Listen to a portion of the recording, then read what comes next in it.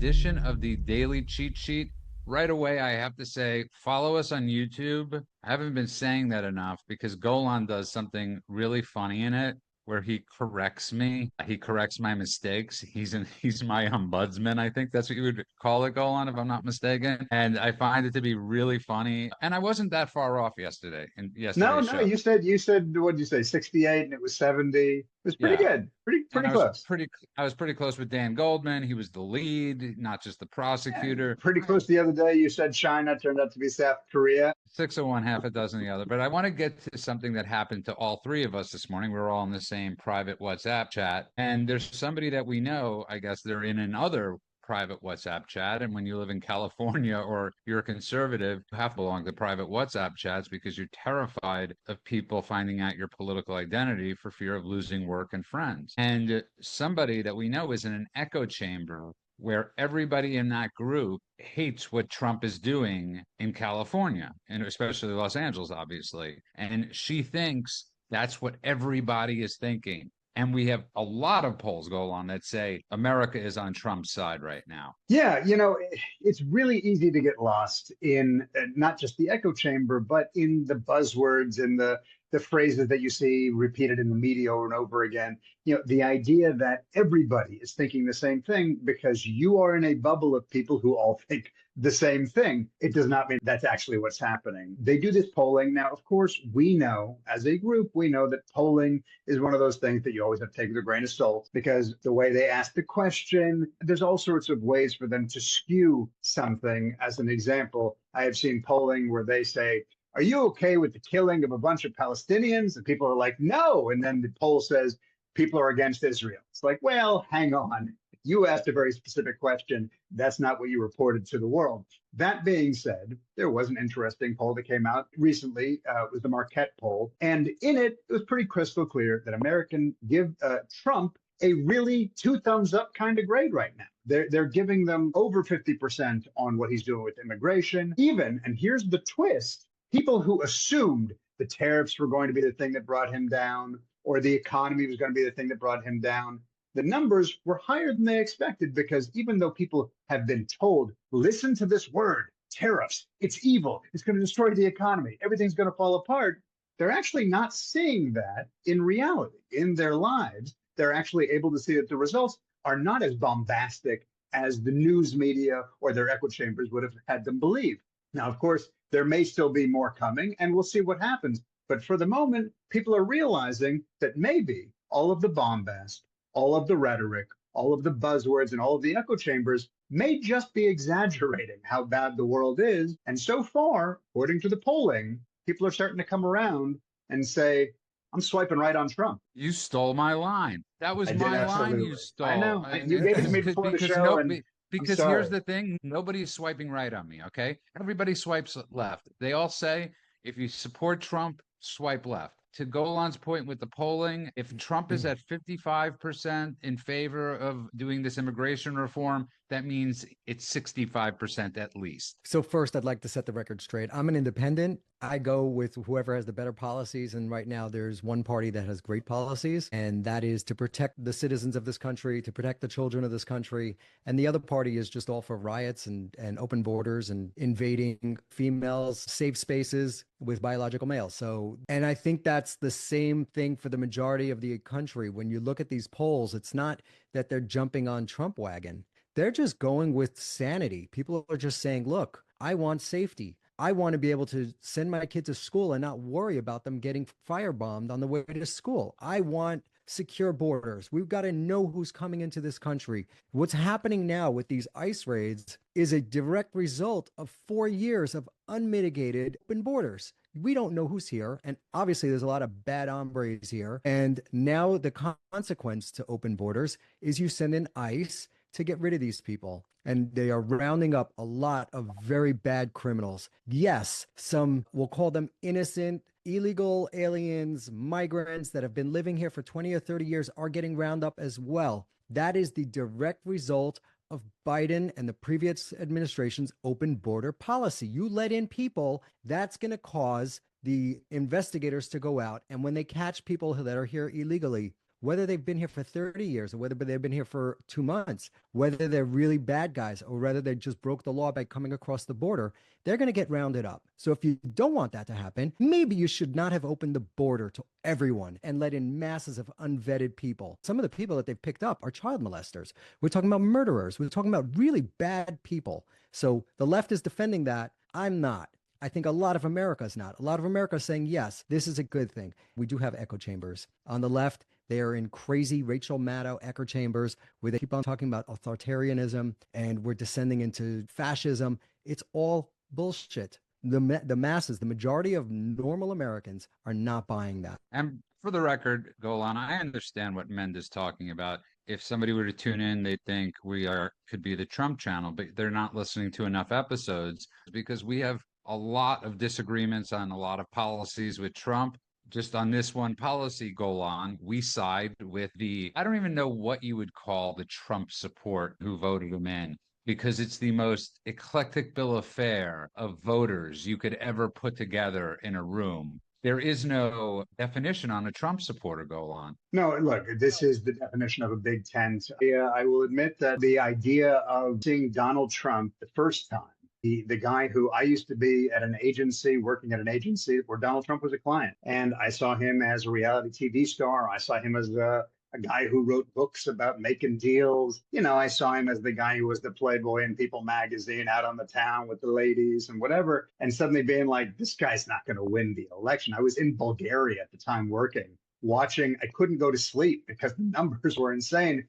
And my mouth was hanging open when this guy won. So I don't think anyone was really looking for Trump to be president, even though he'd been kind of hinting at it for a very long time. I think the more we've seen the way he comes in as a disruptor, and evolution is painful. Evolution is something that shouldn't be easy.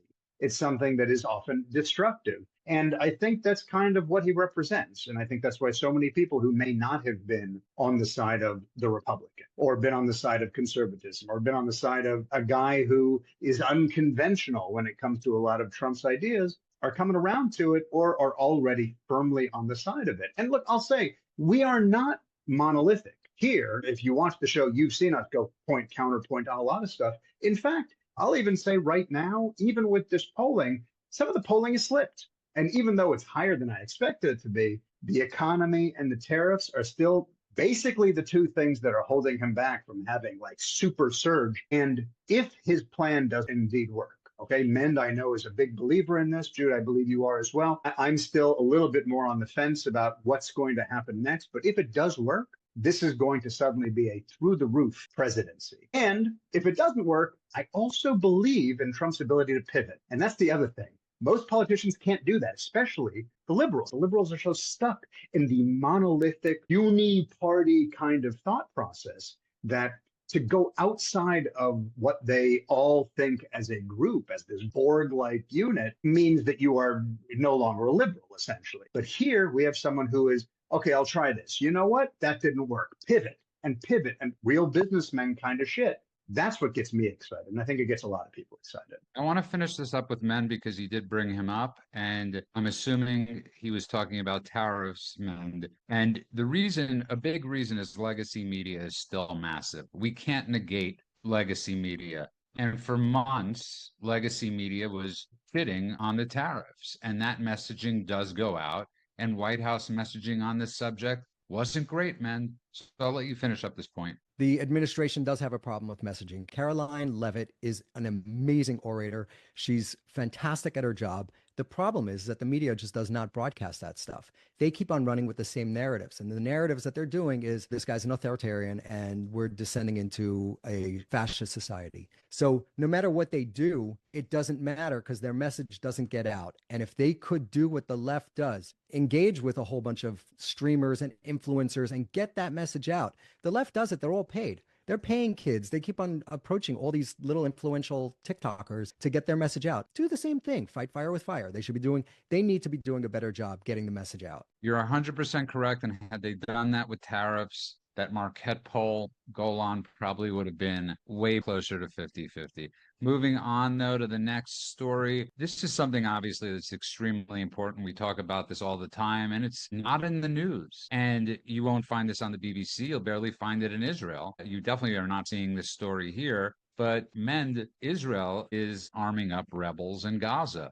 And that really takes away the talking point of the left that Israel is committing these atrocities because they're trying to help innocent Arabs. And they know the only way they could really beat Hamas is if it comes from inside. Let's be honest. There's nothing that Israel could do that's going to get the left to say, oh, they're doing something right. It's impossible. They set up aid distribution centers in the United Nations and the World Food Program and the World Health Organization and every single other one of those UN programs, and every single left-leaning country in the world has condemned them for it. The same time that they're saying that Gaza's on the verge of a famine, they're criticizing Israel for setting up these aid distribution centers. So if you think that Israel's going to get any credit for arming a band of Bedouins in South Rafah to fight against Hamas, and they've successfully done it. Now, who are these guys? What are the implications of doing this? It's a little murky. You know, Bedouins are nomadic tribes. They're not aligned to any one party.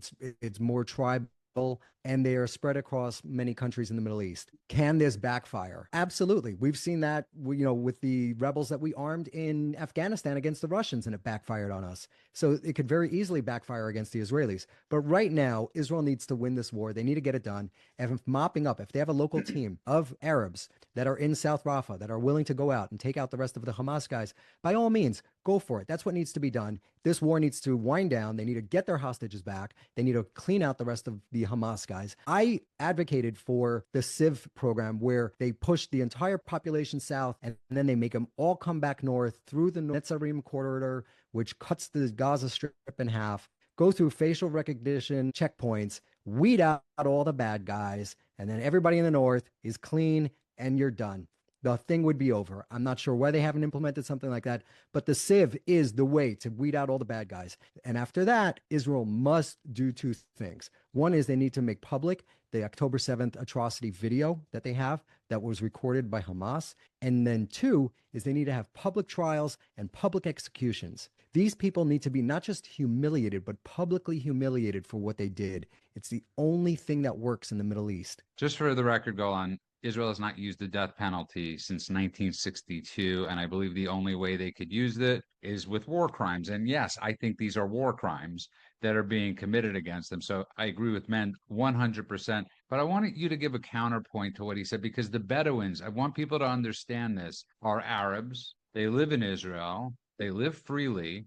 And they're extremely close, Golan. When I served in the Israeli army, one of the people who was in the army with me was a Bedouin Arab. Another one was a Druze Arab. This idea of apartheid, I know that isn't what you're asked about, but I just have to mention how ridiculous it is to call a place that has Arabs and Jews serving side by side in the military happily. By the way, go to the northern border up near the Golan Heights, my namesake, and you'll see a bunch of Druze Arabs that are willing to carve anybody in half if they get near the Israeli border. So we can just put that one aside. But okay, to answer your question, who are the Bedouin? Who are in general? Like you said, they're Arabs. They're a nomadic Arab tribe. They've been all over. They're in like North Africa, in the Middle East, etc. I used to hang out with Bedouin Arabs in the Jordan Desert near where Lawrence of Arabia's house was, actually. Incredible stories. I will tell all of you some other time when I'm allowed to do my own rants. But beautiful people, hospitality is a cornerstone of their community. They are wonderfully welcoming. They live in tents. They cook under the ground. They are people who really have retained the spirit of the region. Now, this particular guy is a guy named Yasser Abu Shabab. He was born in Rafah, and he had what's called the Popular Forces. This is, as men pointed out, this militia that's operating in eastern Rafah. The guy had been imprisoned by Hamas. Now, they manufactured whatever reasoning they had to. He was anti-Hamas, and they were going to kill him, basically, and they captured him. He managed to escape. It's not a massive group right now. Pre-Israel, helping to arm or helping to support, he did manage to find money to pay his fighters. He did manage to find weaponry, and he is going up against them. It has been pretty fierce. Israel has seen that this guy not only commands an army of people, even if it's just in the hundreds at the moment, but also commands their hearts. This is a guy who has a message about taking Hamas out of this region and actually giving freedom to the people of Gaza. That thing that people say, free Palestine. And then at the end, people say, from Hamas. This is the guy who's doing the from Hamas part of it. Netanyahu has admitted that Israel is helping to arm this group. And hopefully we'll see some victories on the horizon. I think it's brilliant, which takes us to our next subject, which I can't be happier. Again, Mend always brings up an interesting thing, and I agree with him 100%. We talk a lot about Israel on this show because Israel is important to the United States, not just because they're Jews, because they're a country that excels in a region where we need that. Their army excels, their tech excels. The innovations that come out of Israel have saved thousands of American lives, hundreds of thousands of American lives. So that's why Israel is extremely important with America relations, not just for Jews, but as a strategic thing. If you just want to look at it as they are our strategic partners, that's fine too. The United States has warned countries planning to attend a United Nations conference organized by a French, what do you call him, Macron? The guy who's been molested by his older wife, pedophile, the school teacher, the one who married his school teacher when she started molesting him when he was 15 years old. Is that the official title? Yeah, that one, that supporting. Man, leave it to the French to come up with a really creative official title. So Emmanuel, whatever men just said, that supporting anti-Israel measures could be seen as acting against American foreign policy interests and may trigger serious diplomatic consequences, according to a U.S. State Department cable revealed Wednesday by Reuters. Last night on the Call Me Back podcast with Dan Senor, he had the lead negotiator, the guy who had Steve Witkoff's job before he did. He told a story of how some of the Nordic countries wanted to recognize Palestine in the middle of this war. And they called him and they said, hey, do you think this is going to help your negotiations with Israel and Hamas? And he's like, no, absolutely not. That is not going to help. The one thing that you cannot do at this point is reward anyone for October 7th. You want to talk about a two-state solution. Never mind the fact that 77% of the mandate of British Palestine went to Jordan. And of the 23%, the people who identify, ex-Jordanians, they used to be Jordanians and Egyptians, who identify as Palestinians, want 45% of what's left. How does that make any sense? I don't know.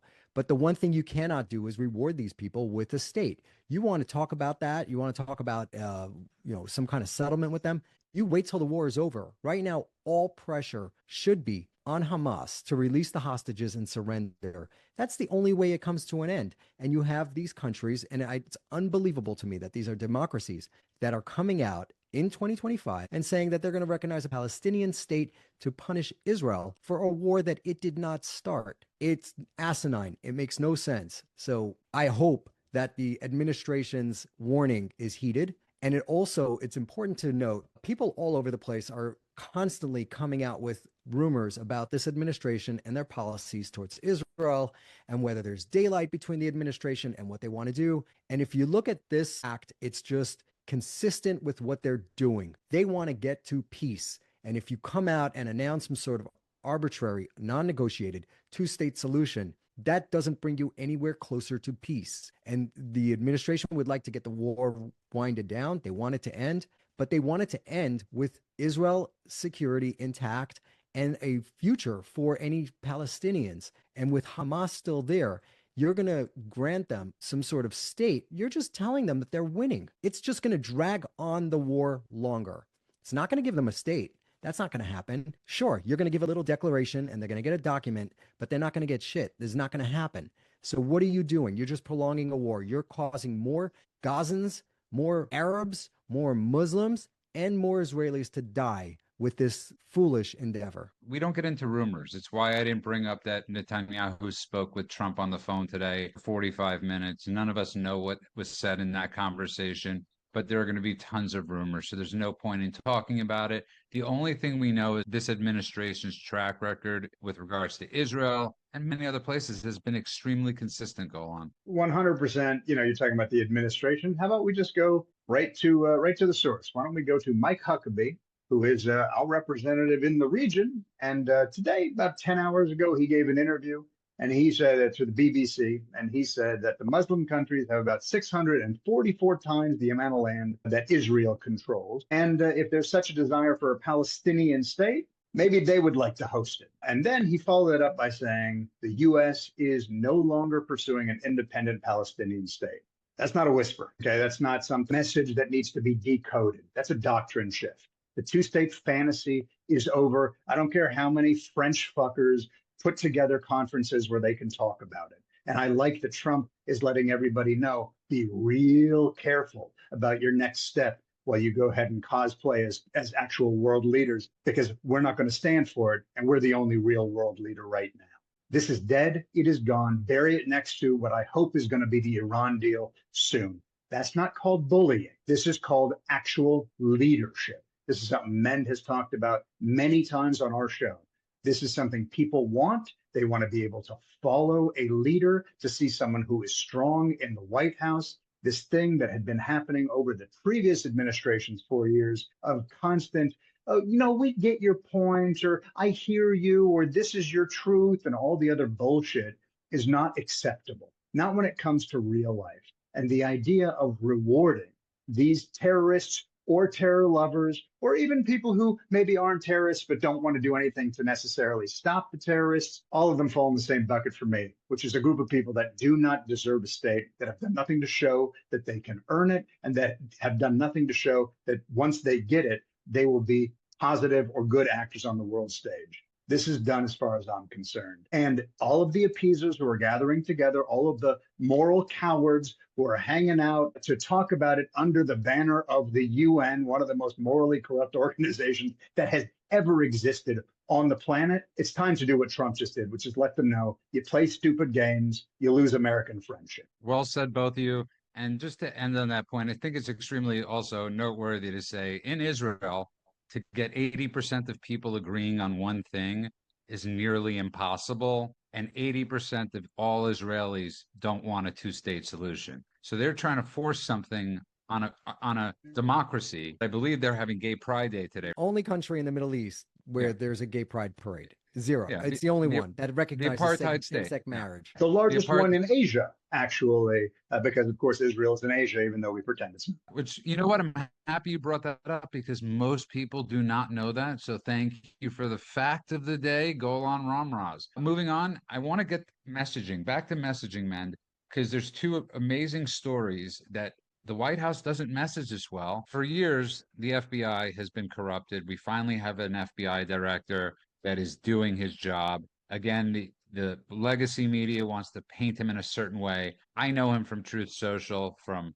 going back and forth with Ben Stein on Tuesdays. They would call it Flannel Tuesdays. But aside from that, he wrote a brilliant book, and he's doing an amazing job of arresting illegal immigrants, rapists, and murderers. And nobody knows about it. And where is the White House messaging this issue? America needs to know they're safe. And for a long time, they haven't felt safe because the FBI was knocking on the door of Mar-a-Lago, 17 agents at Roger Stone's house. Well, shootings were going on. Now we have this honest man there, Mend, and he's doing amazing. Kash Patel is doing a fantastic job, and he's also not rushing. They've found a room in the FBI headquarters where Comey buried a whole bunch of files, buried everything there, and they're going through it. They're meticulously going through it, and they're going to find out what was hidden and what was held back, and they're not rushing. So he just announced today that they launched an operation. They rescued 109 children. They arrested 250 offenders, child traffickers, and 400 total charges have been laid against these people. It was a massive effort, 70 federal and state and local public and private partners coming together to protect America's kids from criminals. Let's talk about some of these people that they got. There was Eswin Oriol Castro was convicted, child molestation and being armed with a dangerous weapon, robbery and domestic violence. Anastasio Enrique Soles Solinas, he was convicted, domestic violence, hit and run, and he's been arrested for willful cruelty to a child. And we could go on and on. These people are child molesters, murderers, rapists, and the left is out there protesting for them. It doesn't take a lefty or a righty. It just takes someone with morals to understand that these people do not belong on the streets. These are people that hurt children. They hurt women. They are violent criminals. Yes, there are other people getting round up in this. That is unfortunate, but that is how it works. You break the law, whether it's big or small, when the police come and they round people up, you're going to get rounded up as well. So I absolutely stand behind what Kash Patel and the administration is doing by rounding these violent criminals up and making them face justice. It seems like this administration is on the side of law and order, and the Democrats, the grandstanders, the ones that are saying what you're seeing isn't what you're seeing, they're on the side for lawlessness and violence against children. 100% correct. And Golan, there's another thing that Kash did, which was they had a record drug bust where they seized enough fentanyl that could have killed nearly 50 million Americans. Before you go to your point, wasn't there a time, remember when they would have massive busts and you'd see like the police or the FBI like over like stacks of cash from the mob that they had seized? They need to start doing this. They need to get Kash Patel out there in front of a mic and messaging what they're doing. Because when Americans could hear that, we saved 50 million lives today. 50 million of your children or grandchildren or parents or sisters might not die because of what Kash Patel did go on. Yeah, absolutely. This is an interesting thing because I want to talk about what he did, and then I want to talk about why nobody's hearing about it. Okay. This right now, just in the last 24, 48 hours, I have been seeing announcements coming out of the FBI. It took 33 firearms off the streets. It took 252 kilograms of drugs valued at over $9 million off the streets. That's the one you were referring to that could have killed about 48 million people if disseminated. This is a guy, as men pointed out, saved 109 children, 250 predators arrested, 400 charges filed, and on and on and on. But do you notice what's not trending right now? Do you notice what, unless you're looking at very specific news outlets, isn't even below the fold? No mention of the record-breaking drug bust. No mention of the children saved. No mention of the people arrested. What's on the front page? I saw something about a celebrity divorce. I saw something about a gender-neutral Barbie. I saw something about climate emergencies. And I'm looking, remember, as we talked about in previous episodes, I'm looking at everything from Breitbart to CNN to The Guardian to BBC to X to Ynet to CNN and on. I'm looking at everything. And when I'm not looking specifically at what is deemed right-wing media, quote unquote, I am not seeing anything mentioned about, first of all, I haven't seen the name Kash Patel except in a negative light. I haven't even seen mention of the FBI unless, again, it is to lambast them for some reason. But this is what's happening. The modern media has become a corrupt, implicit, and completely uninterested in actual good news kind of machine. And I say this as someone who used to be a reporter. I used to work for an honest-to-God physical newspaper. I was an investigative reporter. I worked on murder cases, helped free innocent people from convictions. And I'm now looking at the media and saying, I don't trust you. And it's not just what happened with COVID, because that was the first shot across the bow that everyone went, wait a minute, have we been lied to for the last X amount of time? It continues on and on and on. It's like they have decided not just to double down, but to say, we know you know, and we're still not going to stop because there are enough gullible people out there that are going to simply read, believe, and regurgitate what we're saying to make it worthwhile. That's scary. Well said, both of you. And I will go back and just finish it with this point. Mend needs to be doing the messaging for the White House. There's just something about the way he says it. He does it quickly. He does it succinctly. He doesn't hold back. The White House has to work on it. This is their job. They have influencers out there. If you have influencers, get them influencing this story. And I don't see it. I just don't see it. And that's our issue. That's because they hate when the system works, Judah. They want the chaos. That justifies their existence, justifies their relevance, right? That's why you don't see any of these things put out there. They want people out there to be distracted and demoralized and divided. That's how they sell stuff. That's how they keep you scared. They keep you angry, and that's how they keep you captive. What I'm saying is, imagine if they had 100 men walking around and constantly repeating this story over and over and over again on massive social media feeds. These stories would be known about. I did not know about the story that men brought up. And we read everything, and I did not see that story. This is their job. Their job is knowing that the leftist media will not report it. How do we get this message out? That's their job. So that's what we're trying to do. Get the news out. Get the real stories out, not the rumors. I want to move on to the next thing, though. Quotes, Mexican flag has become defining symbol of Los Angeles riots, men. And we were talking before the show, and I said, I doubt many of those flags are actually being held by Mexicans. Whoever is supporting this, who's ever bringing the masks, ordering the food, bringing the bricks, is bringing the flags. Yeah, there are definitely organizations paying for this stuff. We shared some photos of a guy pulling up in a pickup truck full of expensive face masks that hide your identity and got some sort of gas mask apparatus attached to it. These are well-funded organizations. The more that the government looks into it, and this administration is looking into it, the more it's becoming apparent that it's these left-wing social activist groups that started out focusing on homeless and Skid Row issues in Los Angeles, but they've come out and dropped their mask, and they are complete Marxist organizations. Where are they being funded by? You know, this is what needs to be done, is they need to treat it like it's a giant criminal enterprise, hit it with RICO, and then find out who's at the top. And you take out the entire network, not just the little ants and mosquitoes at the bottom. They need to find out who's funding this, because a lot of this is coming from outside sources, outside the country. We're talking about the CCP in China. We're talking about Iran. We're talking about real bad players that want to see really bad things happen to this country, including Russia, including China. So the government is looking into it, and I hope that they could get to the bottom of it and really figure out who's trying to undermine our democracy. This is something that the left screamed about for the last 4 years. It's a threat to our democracy. All these Karens were out there yelling about threat to our democracy.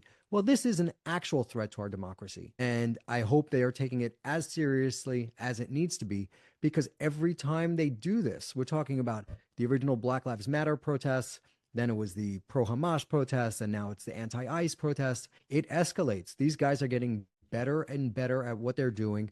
And we're finding out that it's a lot of taxpayer money here in California that's going to these organizations. And I suspect the same thing's happening in other cities like New York and Chicago, but they need to get to the bottom of it and take it all down. Well, on President Trump announces that the DOJ is investigating who is allegedly financing the Los Angeles protesters.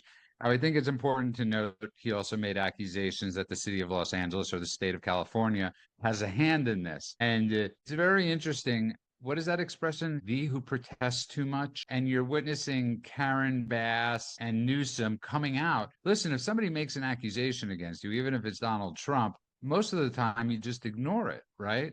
There's obviously some truth in what Trump is saying, Golan. Otherwise, they wouldn't be coming out and saying it's not true. You know, all of this is, to your point and to Ben's point, actually, the intersection between whatever the politicians are trying to accomplish, why they're kowtowing to this particular crowd, and whatever these bad actors who are paying for this or are behind these riots, as well as all the other riots that we've seen over the last little while, they all are aligned in terms of ideology, right? The Mexican flag is not a flag. It's a symbol. It is at best a Trojan horse for tyranny. If we're going to really destroy Western civilization, it doesn't matter what we're using. It could be a free ice cream sign. It was a rainbow flag a little bit ago. It was a keffiyeh a little bit before that. It was a Black Lives Matter thing before that.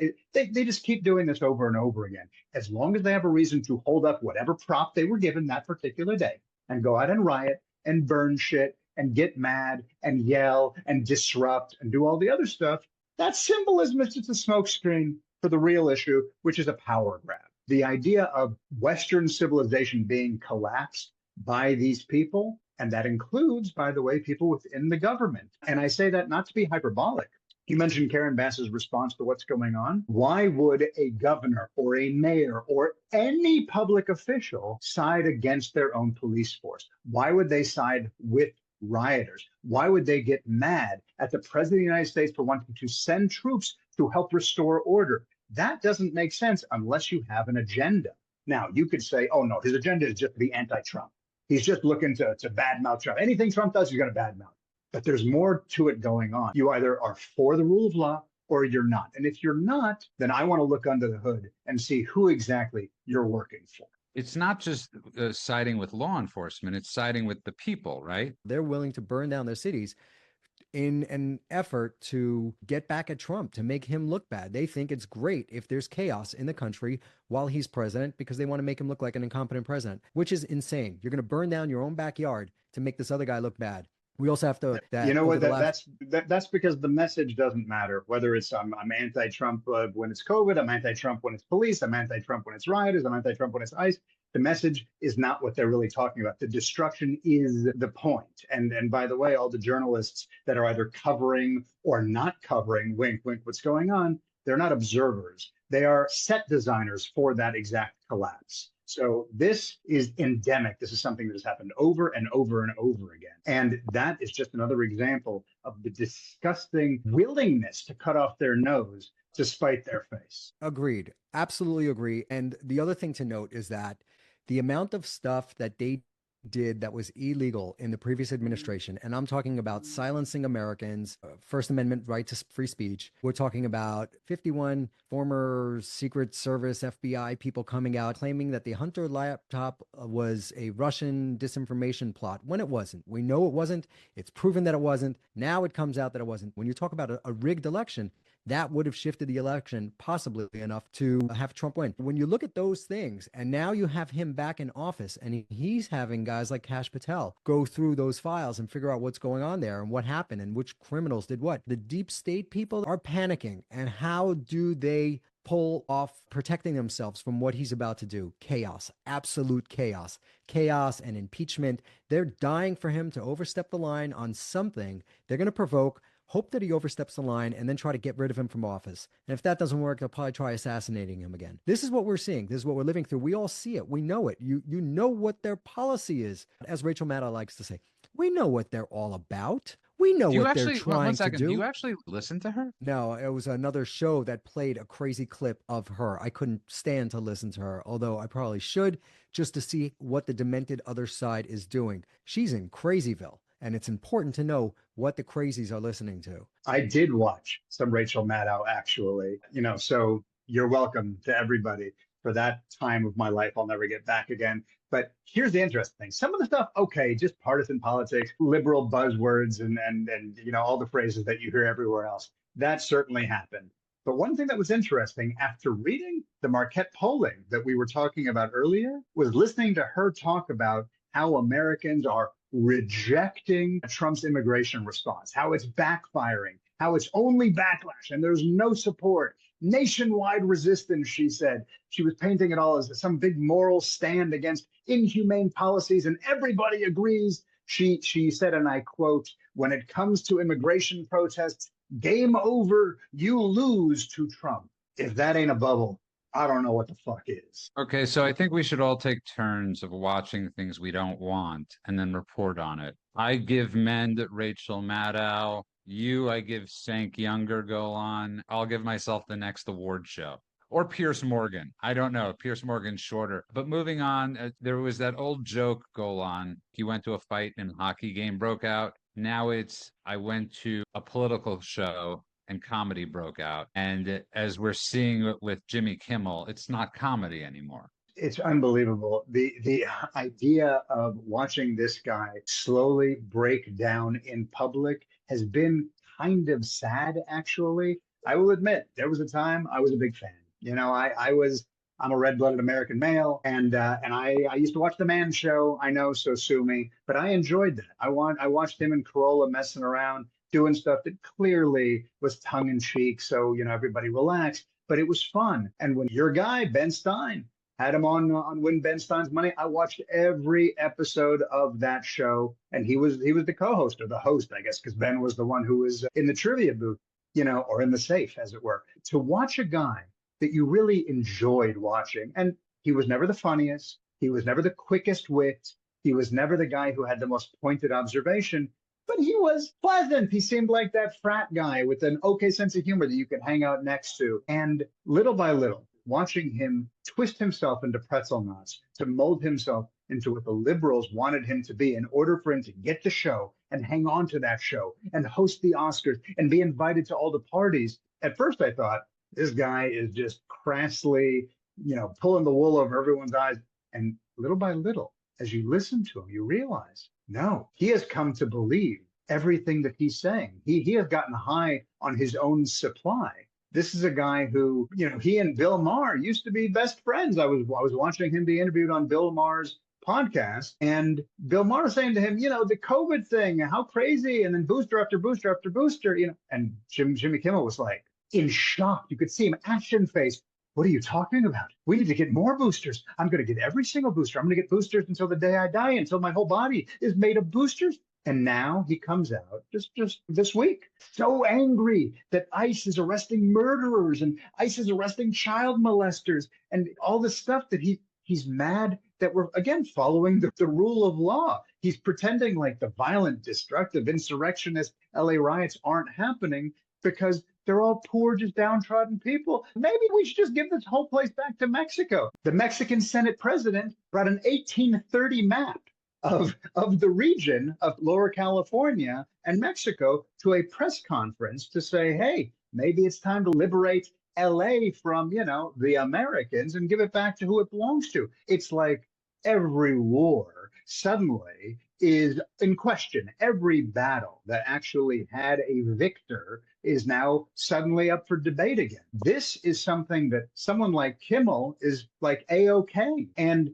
the whole world on the liberal side of the equation in lockstep, or should I say goose step, is going along with. It's crazy. It's like these people don't think you remember from one day to the next. They started out with, these are peaceful protests. There's no rioting and there's none of that going on. And there's no reason for Trump to send in the National Guard. Mind you, Trump warned these people. He told them ahead of time, hey, drop your sanctuary city policies, work with ICE. We don't want to have to go into the communities. We'd rather go into detention centers. When you pick up a criminal and you already have them detained, we would love to have that chain of custody and escort them out of the country. They refused. So that's strike one against these liberal cities that decided to declare themselves sanctuary cities. Number two, before this thing happened here in LA, Trump again told them to get it under control. They didn't. So he brought in the National Guard. Last night alone, 23 stores were looted in downtown LA. There's small immigrant business owners that are on social media going, this is not about ICE. They're just stealing all our stuff.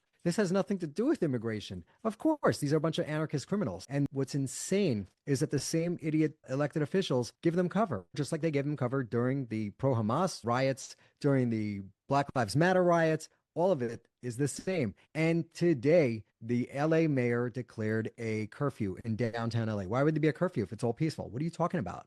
But of course, it's all Trump's fault. Blame the fireman for the fire. She just wants people to be home in time for Jimmy Kimmel, which is how this conversation actually started. I want to get to the final two stories of the day, and I'm going to throw one to each of you because I know one is extremely important and go on. Listen, there are musicians that have an impact in our lives. There's actors, and Brian Wilson died today, and he was an American icon, and I know he obviously left a major impression on you. Yeah, look, I'm not going to pretend the Beach Boys are my favorite band of all time, but they were a formative band for me. I will reveal something. All right, this is the moment of the podcast where I open up my heart to both my co-hosts and to my audience. Once upon a time, before my voice changed, I was a soprano singer in a choir, and this is a totally true story. I was in Flagstaff, Arizona. I was at the NAU music camp, and I was the soprano soloist in the choir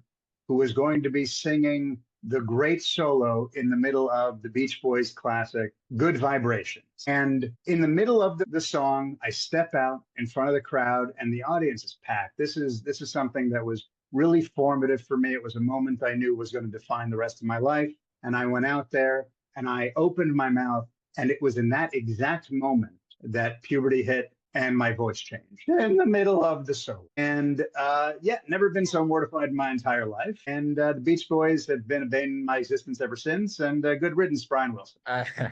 And man, just I know you're not familiar with Brian Wilson and the Beach Boys, how influential they were, but there's a great movie they made, and there's documentaries about how horrific their life was after the Beach Boys broke up, after Brian Wilson left.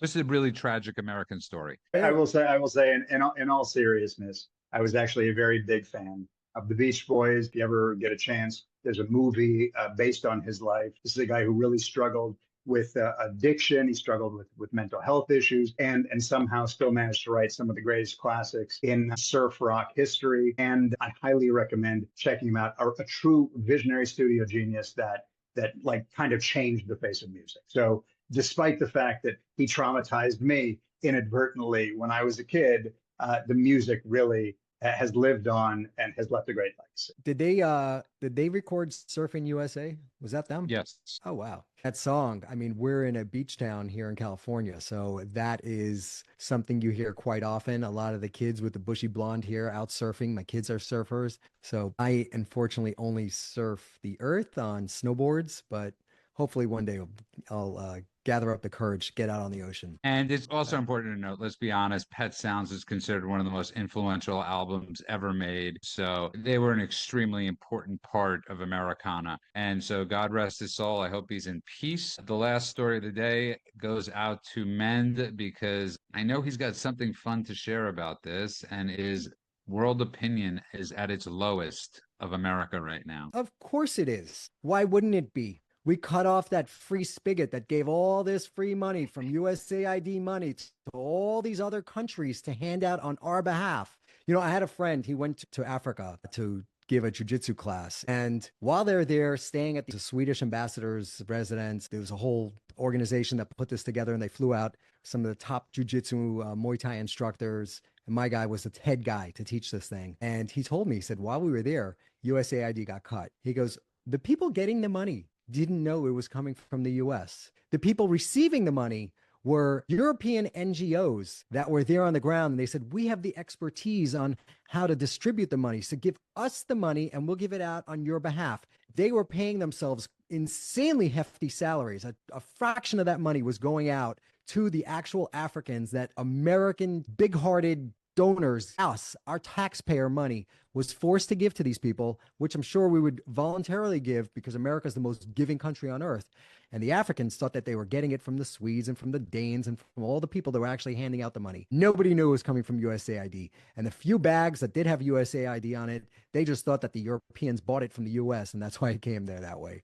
So, you know, it all depends on how you phrase the question, but I don't believe it. I hear a lot of immigrants and a lot of people around the world saying, finally, there's an adult in the room, someone standing up for what's right, someone standing up for their people, not everybody else's people. A government should be looking out for its citizens first. That is the primary objective of a government.